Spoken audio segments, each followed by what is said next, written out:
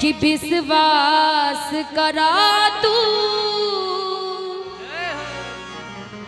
मैया पे कि वो है पार लगई है नैया के। एक समय की बात है, एक भक्त बड़ी उदास रहता है, चारों तरफ से हार जाता है। मैया के दरबार में जब जाता है, माँ से निहोरा करता है। एक भक्त वहीं पर और रहता है, कहता है कि भक्त तुम इतनी उदास क्यों, अभी सुनना है बस। कहता है कि भक्त तुम इतनी उदास क्यों हो। दूसरा भक्त कहता है कि मैं क्या बताऊं, मेरे लिए लगता है कि भगवान के चारों दरवाजे बंद हो चुके हैं। अब मुझे ऐसा लगता है कि मुझे अभी जिंदगी में जीना नहीं है मुझे। अब मैं चाहता हूँ कि अब स्वर्ग सुधार दूं। अब बाबा के ही चाहत होगी यही, तो मैं अब चाहता हूँ कि अभी ये जिंदगी छोड़ करके मैं बाबा के पास चला जाऊं। एक भक्त बड़ी समझाता है और कहता है क्या कि विश्वास करा तू मैया पे कि वो है पार लगई है नैया के। कि विश्वास करा तू मैया पे वो है पार लगई है नैया के।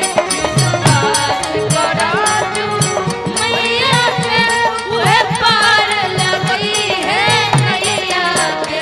विश्वास करा तू मैया पे वो है पार लगई है नैया के।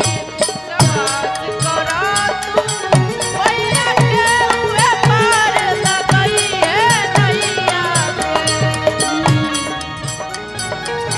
मैया पे वो है पार लगई है नैया के।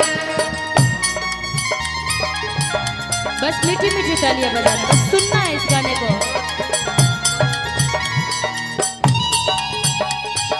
जय हो, जय जय।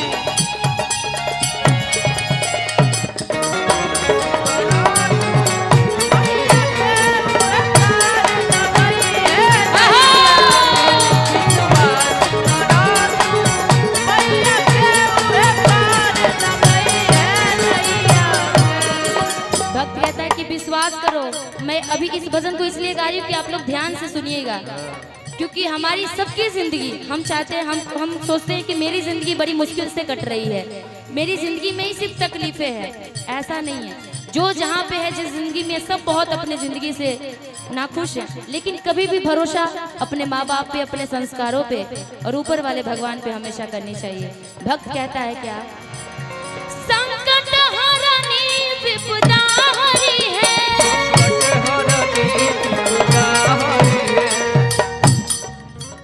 संकट हरनी हो विपदा हरी है, संकट हरनी विपदा हरि है, हरनी विपदा हरि है।